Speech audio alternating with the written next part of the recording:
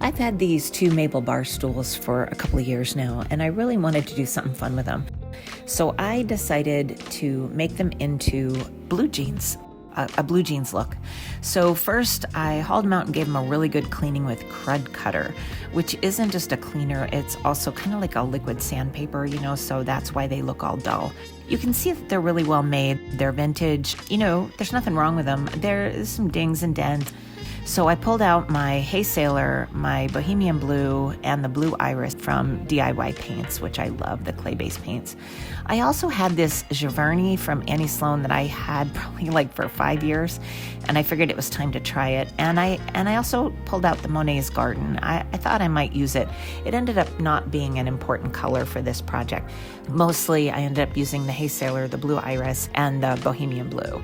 So the first thing I do after I clean my projects is I usually start painting on the bottom.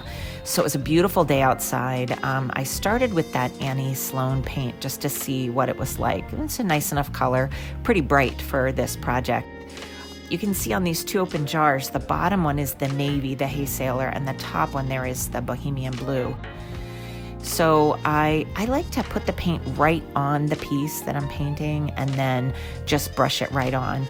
The point on the first layer is to just get the paint down, I'm not painting a perfectly blended job here for the first layer.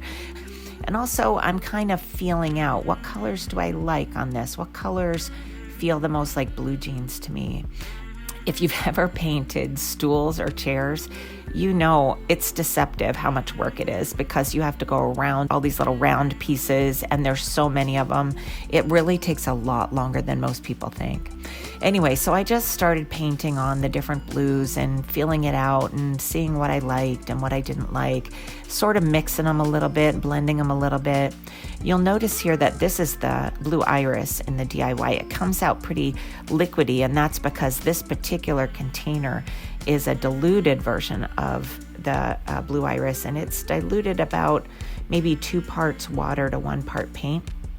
It's all the DIY paints are really thick paints, but that particular container I had watered down, so it was just more liquidy than most.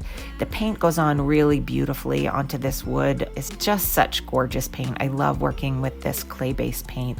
It's mostly porcelain clay and then other kinds of clay, and it's 80% clay. It's not just a little bit so they can say it's clay. It's really a lot of clay in this paint. Also, you can see how it looks very different on the legs here now than it looked when it was wet. See how, it dries the way clay dries. So it dries to look very different than when it's wet.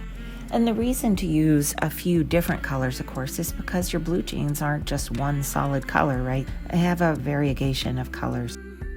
And also, you'll notice here that these stools aren't perfect, though I could have filled in all the little dings and dents from these vintage stools, but honestly, my blue jeans aren't perfect either, right? I mean, I love them because they're a little worn and they're comfy that way. And I wanted these stools to sort of represent the way our best, most favorite blue jeans feel. So again, you can see how that particular version of the Blue Iris is really liquid. The DIY paint is never that liquid except for that I've put in, again, about 2 parts water to 1 part paint there. You can see it still has a lot of saturation though.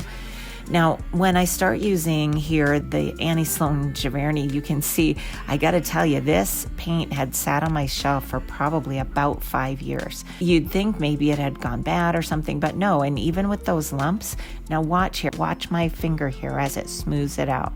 Watch, that's just paint.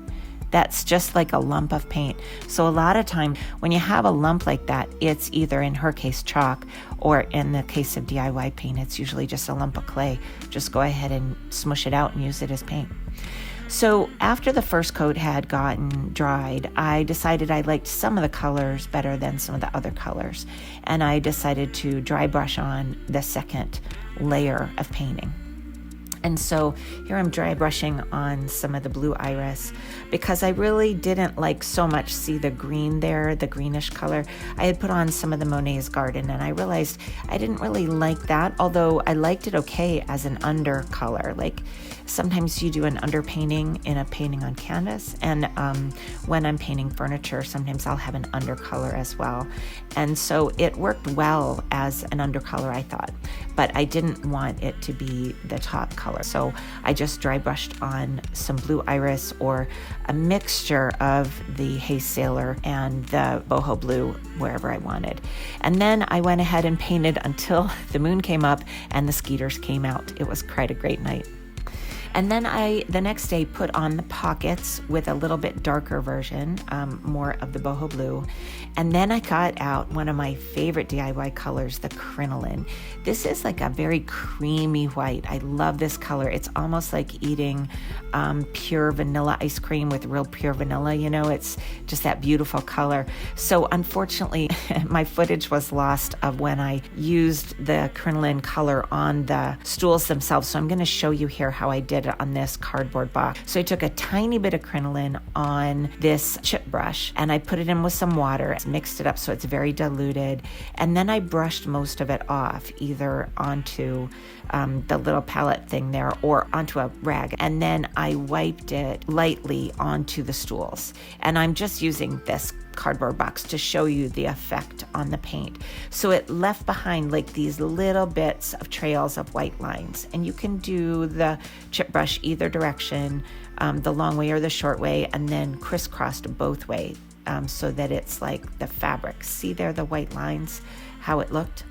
And then once that was all dry, then it was time to put on the little red tag with Carnival Red, and then time to put on the stitching. This is Queen Bee. And somehow the red and the gold, these steps made me so happy. It just made me feel like my childhood with my favorite jeans. So here's where we started, and then we added these colors of DIY paints. These were the colors we used. Of course, I put on Big Top, which is a non-VOC sealer, also made by DIY. And here's the reveal.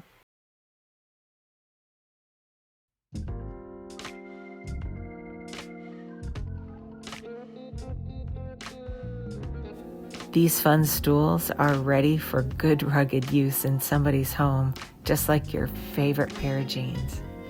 I did do the top coats on everything except the little bitty red tags so that I can personalize these with either one initial or two initial to make it really something special for you.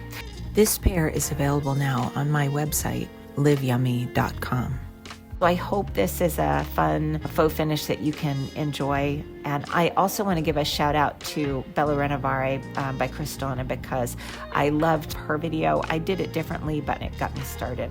You can also find DIY paints and top coats at liveyummy.com so that you can paint your own projects, whether this design or another. Was this a fun transformation for you to watch? I hope you'll like and subscribe.